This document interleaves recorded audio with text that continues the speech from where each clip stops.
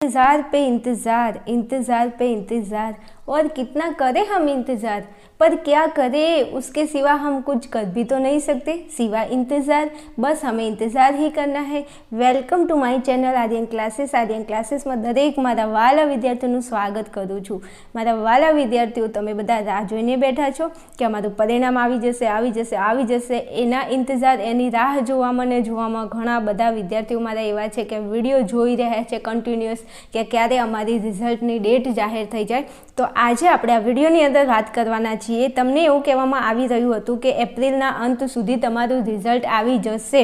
પરીક્ષા તમારી વહેલી પૂર્ણ થઈ ગઈ છે, પેપર ચેકિંગ થઈ ગયા છે, છતાં પણ પરિણામ આટલું મોડું કેમ આવી રહ્યું છે? તો ક્યારે આવશે આપણું પરિણામ અને ક્યારે અમારા ઇંતજારની ઘડીઓ ખતમ થશે? તો તમે આજના વિડીયોની અંદર અથવા તો તમે પેપર કટિંગની અંદર ક્યાંક ને ક્યાંક જોઈ જ હશે કે આપણું પરિણામ કેમ આટલું લેટ થઈ રહ્યું છે, એના પાછળનું મુખ્ય કારણ શું છે। ચાલો વાત કરવી છે આ વિડીયોની અંદર કે તમારું પરિણામ કેમ લેટ છે અને કઈ ડેટે, હવે ફાઇનલ કઈ ડેટ છે, ફાઇનલ ડેટ તમને હું જણાવવા માંગુ છું કે કઈ ડેટ છે જેમાં તમારું પરિણામ મોડામાં મોડું આવી શકે છે। તો દરેક મારા વાલા વિદ્યાર્થીઓ જે મારો વિડીયો જોઈ રહ્યા છે એ દરેક મારા વાલા વિદ્યાર્થીને બે હાથ જોડીને જય શ્રી રામ। દરેક મારા વાલા વિદ્યાર્થીઓને એક વાત કહેવાની કે તમે પ્લીઝ જે ભગવાન માતાજીને માનો છો તો પ્લીઝ એમનું નામ જરા કોમેન્ટની અંદર લખી દેશો અને મારા શ્રીરામનું નામ પણ લખી દેશો। તો મને મજો પડી જાય અને મારા ભગવાનને મજો પડી જાય તો આપણું રિઝલ્ટમાં આપણને મજો પડી જાય। ચાલો શરૂઆત કરવી છે ફટાફટ। તો તમે અહીંયા પેપરનું કટિંગ વિદ્યાર્થીઓ જોઈ શકો છો। ચાલો સરસ મજાનું તમને વાંચીને સંભળાવું છું। ગુજરાત શિક્ષણ બોર્ડ દ્વારા એવું કહેવામાં આવી રહ્યું છે કે ધોરણ 10 અને 12ની બોર્ડની પરીક્ષા આ વર્ષે વહેલી પણ પરિણામોમાં વિલંબ મતલબ પરિણામ હજુ સુધી આવ્યું નહોતું, પરિણામ થોડું લેટ છે। તો એના પાછળ શું કારણ છે? તો તમે અહીંયા પેપર કટિંગમાં જોઈ શકો છો કે અમદાવાદ સોમવારનું આ કટિંગ છે, એમાં કીધું છે કે ગુજરાત શિક્ષણ બોર્ડ દ્વારા આ વર્ષે પ્રથમવાર ફેબ્રુઆરીમાં ધોરણ 10 અને 12ની બોર્ડની પરીક્ષા શરૂ કરાઈ હતી। તમને ખબર છે આપણે ફેબ્રુઆરીની અંદર એક્ઝામ આપી છે અને આપણી જે પરીક્ષા છે એ વહેલી લેવાઈ હતી, પરંતુ તેમ છતાં બોર્ડનું પરિણામ હજુ સુધી જાહેર થઈ શક્યું નથી। એ જ તો અમને ટેન્શન છે। આગળ વાત કરીએ તો 12 સાયન્સની પરીક્ષા 10 માર્ચે પૂરી થઈ છે, છતાં પરિણામ જાહેર થયું નથી। ત્યારે મળતી માહિતી મુજબ નીટને લઈને બોર્ડ દ્વારા હવે ચોથી મે પછી પરિણામ જાહેર કરાય તેવી શક્યતા અહીં પેપર કટિંગમાં દર્શાવવામાં આવી રહી છે।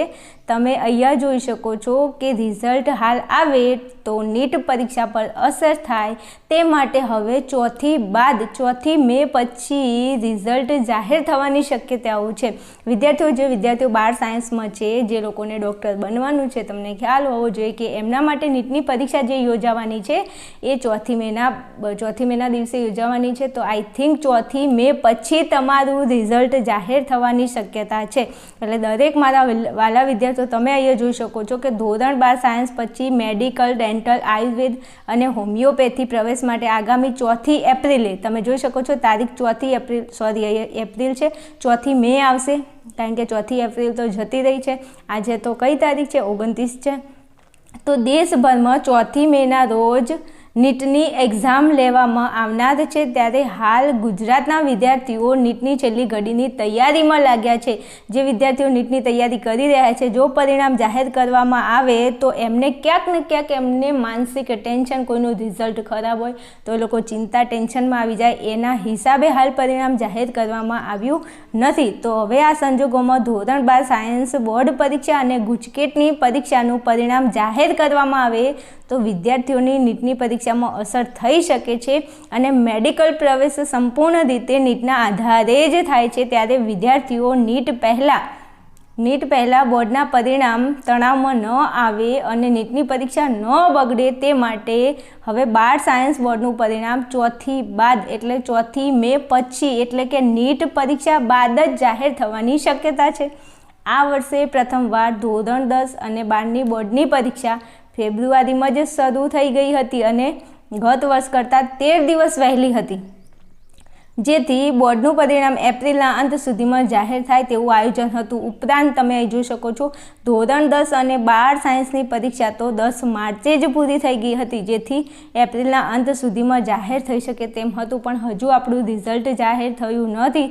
તો તમે એક વસ્તુ ધ્યાનમાં લઈ શકો છો કે 4 મે પછી સૌપ્રથમ ધોરણ 12 સાયન્સ પ્રવાહનું રિઝલ્ટ આવી જશે, પછી સામાન્ય પ્રવાહનું અને પછી ધોરણ 10નું પરિણામ જાહેર થશે. મોડામાં મોડું 15 તારીખ મેં તમને આગળ પણ વિડીયોની અંદર ઘણીવાર વાત કરી હતી. 1000% કોઈ શંકાને સ્થાન નથી. 4 તારીખ પછી તમે માની લો કે 5 તારીખથી લઈ અને 15 તારીખની વચ્ચે દરેકે દરેક જે ફેકલ્ટી છે એનું રિઝલ્ટ આવી જશે. એટલે દરેક મારા વાલા વિદ્યાર્થીને કહેવાનું ચિંતા નહીં કરતા. હવે આપણે આટલી રાહ જોઈ જ લીધી છે, તો ચંદ ઘડી હવે 10 દિવસનું રાહ જોવાની છે. બસ તમારું પરિણામ જાહેર થઈ જશે. દરેક મારા વાલા વિદ્યાર્થીઓને બેસ્ટ ઓફ લક. તમારું રિઝલ્ટ બહુ બેસ્ટ આવશે. એના માટે એક વાત કોમેન્ટની અંદર જય શ્રી રામ લખી દેજો. ચલો મળીશું નેક્સ્ટ વિડીયોમાં. ત્યાં સુધી જોતા રહેશો આર્યન ક્લાસીસ.